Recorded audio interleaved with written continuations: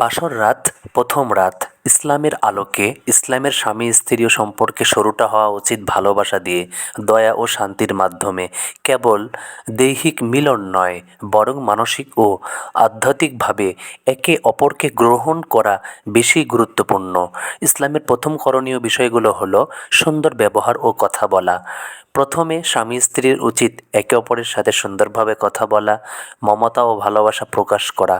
হাদিসে এসেছে, নবীজি সাল্লাল্লাহু আলাইহি সাল্লাম বলেছেন, তোমাদের মধ্যে সর্বোত্তম সেই যে তার স্ত্রীর সাথে সর্বোত্তম আচরণ করে। তিরমিজি। 2 নম্বর, সালাম ও দোয়া দিয়ে শুরু করা। ঘরে প্রবেশ করে আসসালামু আলাইকুম ওয়া রাহমাতুল্লাহ বলা এর আল্লাহ তাআলার কাছে কল্যাণ প্রার্থনা করা। এ সময় একে অপরের মাথায় হাত রেখে দোয়া করা যায়।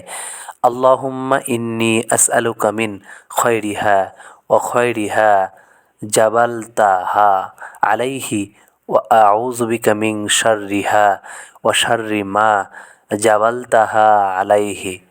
হে আল্লাহ, অর্থ, আমি তার কল্যাণ চাই এবং যে স্বভাবের ওপর তুমি তাকে সৃষ্টি করেছ তার কল্যাণ চাই, তাই আমি তার অনিষ্ট থেকে আশ্রয় চাই, এবং সে স্বভাবের ওপর তুমি তাকে সৃষ্টি করেছ তার অনিষ্ট থেকে আশ্রয় চাই। 3 নম্বর, মিত্রতা ও ধৈর্য প্রদর্শন। প্রথম রাতে একে অপরের সময় দেওয়া, বন্ধুত্ব ও আস্থা তৈরি করা, তাড়াহুড়া না করে ধীরে ধীরে সম্পর্ক গভীর করা। 4 নম্বর, মিলনের আগে দোয়া পড়া। সহবাসের সময় শয়তান থেকে রক্ষা পাওয়ার জন্য নবীজি সাল্লাল্লাহু আলাইহি ওয়াসাল্লাম শিখিয়েছেন, বিসমিল্লাহি আল্লাহুম্মা জান্নিবানা শাইতানা ওয়া জান্নিবিশ শাইতানা মা রাযাকতানা।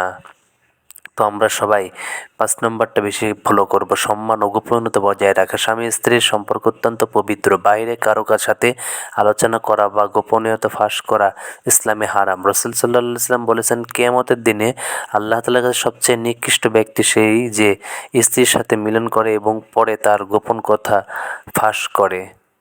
সারাংশ, ইসলামের শিক্ষা হলো বাসর রাতে স্বামী স্ত্রীর প্রথম করণীয় হচ্ছে দোয়া ও সালামের মাধ্যমে সম্পর্ক শুরু হওয়া, ভালোবাসা, ভালো ব্যবহার করা, ধৈর্য ও মমতা প্রদর্শন করা এবং আল্লাহর স্মরণে থেকে মিলন করা। এটাই হলো সুন্দর, পবিত্র ও বরকতময় সূচনা।